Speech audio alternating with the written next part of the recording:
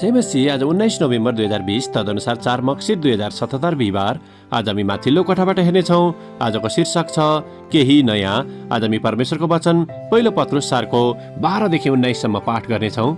प्रिय हो, तिमीहरूलाई पारख गर्ने अग्निमेय परीक्षा तिमीहरूमाथि आइपर्दा केही अनौठो कुरा भए जस्तै तिमीहरू छक्क नपर, तर ख्रिस्टका कष्ट भोगमा सहभागी हुँदा रमाओ, ताकि उहाँको महिमा प्रकट हुँदा तिमीहरू पनि आनन्दित र हर्षित हुन सक। यदि ख्रिस्टको नाउँमा तिमीहरू निन्दित भयो भने तिमीहरू धन्यका हो, किनभने महिमाका र परमेश्वरका आत्मा तिमीहरूमाथि रहनुहुन्छ। तर तिमीहरूमध्ये कसैले पनि हत्यारा वा चोर वा खराबी गर्ने वा अर्काको कुरामा हात हालिने चाहिँ दुःख नभोग। तर कसैले क्रिस्चियन भएको कारण दुःख भोग्दछ भने त उसले लाज नमानोस्, तर त्यही नाउँमा उसले परमेश्वरलाई महिमा दियोस्, किनभने न्याय परमेश्वरकै परिवारबाट सुरु हुने समय आएको छ। र यदि यो हामीबाट सुरु हुन्छ भने त परमेश्वरको सुसमाचार नमान्नेहरूको अन्त्य कस्तो होला। अनि यदि धर्मीजनको उद्धार कठिनसँग हुन्छ भने अधर्मी र पापीको गति के हुने। यसकारण परमेश्वरको इच्छा बमोजिम दुःख भोग्नेहरूले भलाइ गरून् र तिनीहरूले आफ्ना आत्मा विश्वासयोग्य सृष्टिकर्ता कहाँ सुम्पुन्। आमेन। पहिलो पत्रुस 4को 12लाई लेखक यहाँ जोड दिनुहुन्छ। प्रिय हो, तिमीहरूलाई पारख गर्ने अग्निमेय परीक्षा तिमीहरूमाथि आइपर्दा केही अनौठो कुरा भए जस्तै तिमीहरू छक्क नपर। आमेन। लेखक आफ्नो अनुभव र विचारलाई यहाँ यसरी प्रस्तुत गर्नुहुन्छ।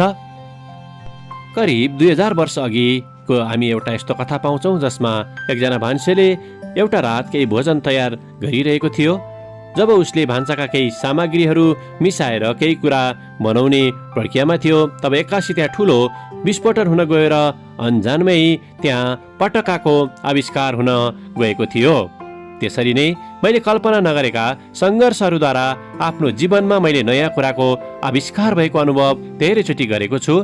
आर्थिक र शारीरिक कमजोरीहरू जीवनमा किन आउँदछन् भन्ने कुरालाई मैले नबुझे तापनि मेरा ती सङ्घर्षहरूले मलाई नम्र र व्यावहारिक रूपमा बलियो बनाएको छ।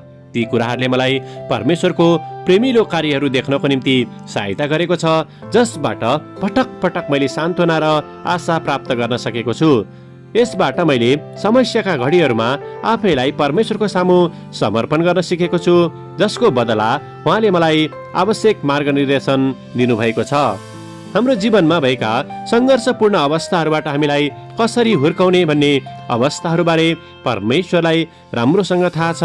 जब हाम्रा जीवनमा हुन गएका विस्फोटनहरूद्वारा परमेश्वरले केही नयाँ कुराहरू आविष्कार गर्नुहुँदछ भनी हामी विश्वास गर्दछौँ, तब हाम्रो व्यक्तिगत जीवनमा वृद्धि आउँदछ। आमेन। आजको विचार, आज परमेश्वरले मभित्र केही नयाँ कुराको आविष्कार गर्नुहुने सङ्केतहरूको खोजी म गर्दछु। प्रार्थना। प्यारो परमेश्वर, हाम्रा जीवनका अनिश्चित अवस्थाहरूमा तपाईँले राखिदिनु भएको दया र मार्गनिर्देशनको निम्ति तपाईँलाई धन्यवाद, येशूको नाउँमा। आमेन। आजको लेखक डगलिम, क्यालिफोर्निया, अमेरिका। आजको प्रार्थनाको विषय आविष्कार गर्ने व्यक्तिहरूका निम्ति।